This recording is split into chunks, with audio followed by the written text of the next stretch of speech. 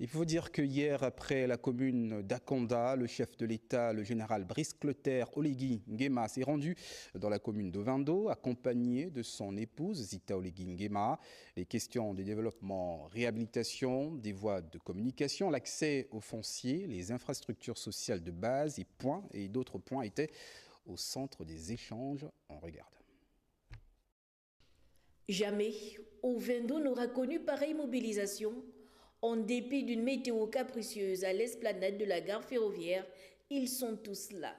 Jeunes, femmes et notabilités de cette commune à vocation industrielle et portuaire, placés sous l'autorité administrative et municipale du délégué spécial de la transition depuis quelque temps déjà.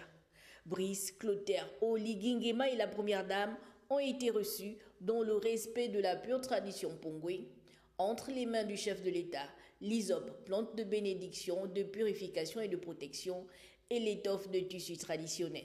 Le délégué spécial a, au cours de cette grande rencontre d'envergure, mis un accent particulier sur les réalisations enregistrées à Ovendo. Les populations d'Ovendo sont heureuses de constater la transformation positive et progressive de leur ville, à en juger par plusieurs grands travaux achevés ou en cours.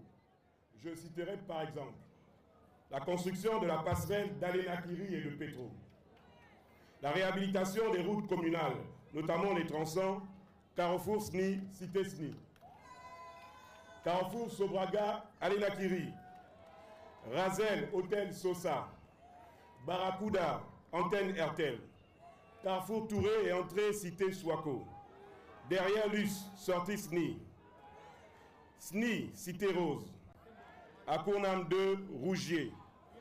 Également l'éclairage public par la pose des mâts à l'entrée du CHUO au Carrefour SNI au rond-point du port.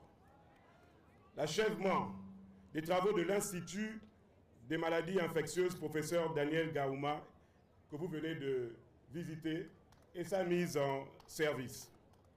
La viabilisation de près de 2000 parcelles au quartier Igoumier, au profit de vos chers compatriotes, répondant ainsi à leurs préoccupations, notamment en ce qui concerne l'accès à la propriété. En 12 mois, la commune d'Ovendo est un chantier à ciel ouvert, la tournée républicaine ou l'opportunité d'égrener les doléances. La remise des clés de la ville au chef de l'État a permis au général de remercier le Dieu Tout-Puissant, les chefs coutumiers et surtout la jeunesse qui reste une priorité pour cette transition. Ces jeunes qui sont sortis de tous les quartiers d'Ovendo le 30 août 2023. Je vais citer les jeunes d'Akounam 1, Akounam 2 et 3, les jeunes de la SNI, les jeunes d'Alénakiri, les jeunes du quartier Rougier, les jeunes de Pointe-Claire, les jeunes de Igoumier 1 et 2, les jeunes de la cité Optra. Vous êtes pour nous des véritables patriotes et je vous remercie pour ce 30 août 2023. Nous l'avons fait pour vous et je ne vous oublie pas. Je vous porte à jamais dans mon cœur. Je ne cesse de le dire à tous, cette transition est la vôtre. C'est la transition de la jeunesse et nous ne devons pas la rater.